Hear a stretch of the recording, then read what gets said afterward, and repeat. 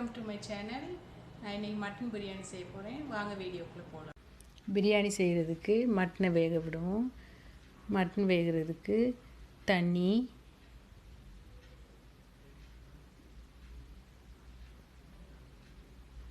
மிளகாய்த்தூள், இஞ்சி பூண்டு விழுது, உப்பு, மஞ்சள்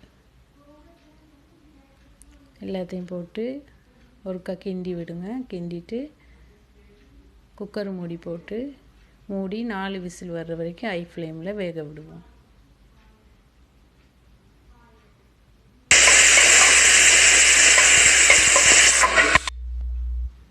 ஊற வச்ச அரிசியை வடிகட்டி வைங்க. வச்சுட்டு தண்ணியை சேவ் பண்ணி வைங்க. இப்போ வெந்த மட்டனை இன்னொரு பவுலில் ட்ரான்ஸ்ஃபர் பண்ணி வச்சுட்டு பிரியாணி செய்ய ஸ்டார்ட் பண்ணுவோம். 2 டேபிள் ஸ்பூன் நெய், 2 டேபிள் ஸ்பூன் ஆயில்,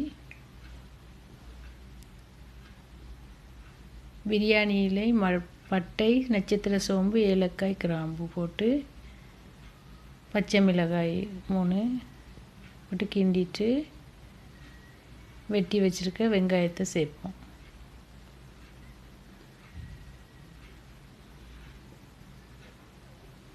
வெங்காயம் வதங்குறதுக்கு உப்பு கொஞ்சம்,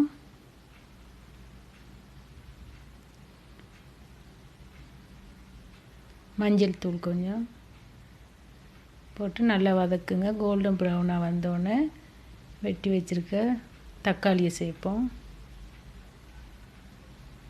சேர்த்துட்டு நல்லா கிண்டி விடுங்க. தக்காளி வதங்குறதுக்கு கொஞ்சம் மஞ்சள் தூள் போட்டு ஜிஞ்சர் கார்லிக் பேஸ்ட் போட்டு மிக்ஸ் பண்ணுங்கள். நல்லா வதங்கினோட வெட்டி வச்சுருக்க மின்ட்டில் அரைவாசியை போடுங்க. கொரியாண்டரும் அரைவாசி போடுங்க.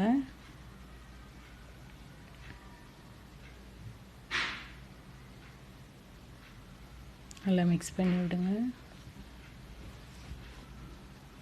குக் பண்ணி வச்சுருக்க மட்டனையும் போட்டு மிக்ஸ் பண்ணுவோம்.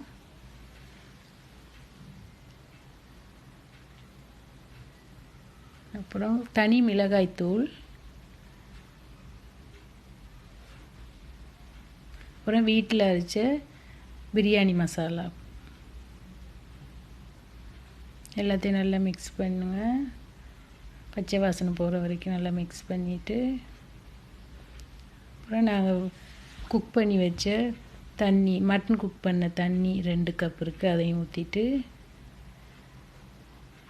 அரிசி ஊற வச்ச தண்ணி 1 கப் இருக்குது, 3 கப் ஆல் டுகெதர். அப்புறம் இன்னொரு 1/2 கப் தண்ணி சேருங்க. சேர்த்துட்டு நல்லா மிக்ஸ் பண்ணி விடுங்க.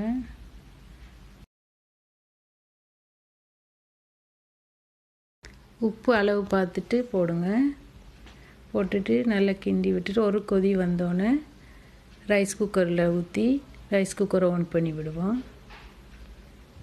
ஆன் பண்ணிவிட்டு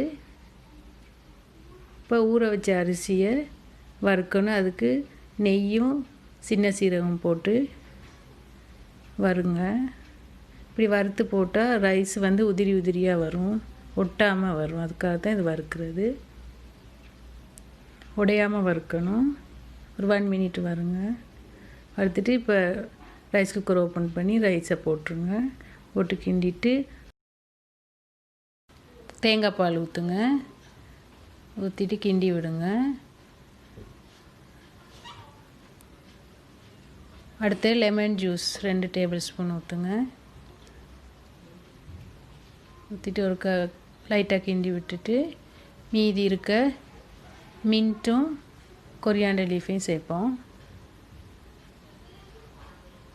கிண்டிட்டு இப்போ குக்கரை மூடி விட்டுட்டு பிரியாணி ரெடி ஆகனோட பார்ப்போம். பிரியாணி ரெடி. பாருங்கள் எவ்வளோ அழகாக வந்திருக்குன்னு, உதிரி உதிரியாக வந்திருக்கு. நம்மளோட ஈஸி அண்ட் டேஸ்டியான பிரியாணி ரெடி. கண்டிப்பாக இந்த மட்டன் பிரியாணி ரெசிபியை ட்ரை பண்ணுங்கள். உங்களுக்கு இந்த வீடியோ பிடிச்சிருந்தா லைக், ஷேர், சப்ஸ்கிரைப் டு சமையல் வித் லக்ஷ்மி.